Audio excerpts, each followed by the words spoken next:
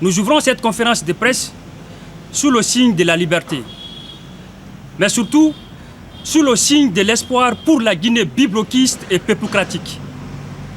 Et cela, malgré les répercussions de la démocratie sauvage et du multipartisme sauvage dans notre pays et sur notre continent. La Guinée, le pays au grand destin, avec son grand peuple qui s'est toujours distingué par son audace et sa bravoure à travers ses prises de position courageuses et responsables face à l'histoire, est depuis des décennies soumise malgré lui à la démocratie sauvage et au multipartisme sauvage qui tue la personnalité héroïque et référentielle de notre grand peuple à grands pas. Et c'est là, par la faute des hommes politiques complexés et déracinés qui sont en train de forcer notre peuple à emprunter le chemin de la perdition. La peuplocratie et les peuplocrates s'opposent fermement à cette perdition qui déshonore et déracine le peuple libérateur des peuples africains de la sauvagerie coloniale française du XXe siècle. Le grand peuple de Guinée a toujours été au rendez-vous africain face à l'histoire. Notre peuple a été le plus grand résistant à la pénétration coloniale française du XIXe siècle. Notre peuple a mis fin à la colonisation française en Afrique au XXe siècle. Et notre peuple vient de faire la plus grande invention politique africaine du siècle. Grand peuple digne et fier de Guinée, vaillant peuple africain. Toutes les grandes nations qui ont émergé et influencé le reste du monde ont commencé par inventer une doctrine politico-gouvernance inspirée de leur peuple.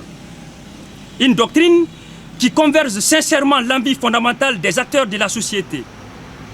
Une doctrine qui structure, qui éclaire et qui guide les gouvernants vers l'émergence. Quoi qu'on dise, le communisme a provoqué l'émergence de la Chine. La démocratie a provoqué celle de l'Occident. Il n'y a aucun doute.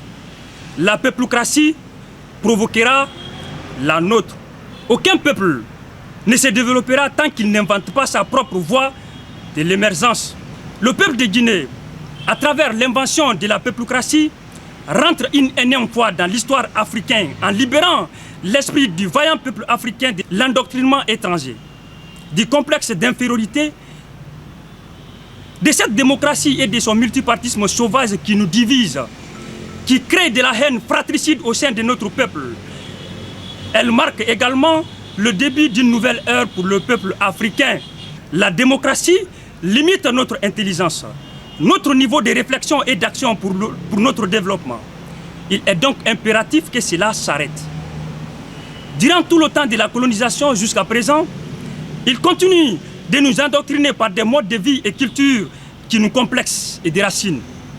Pourtant, un peuple complexé et déraciné n'invente jamais, ne crée jamais, donc ne se développe jamais.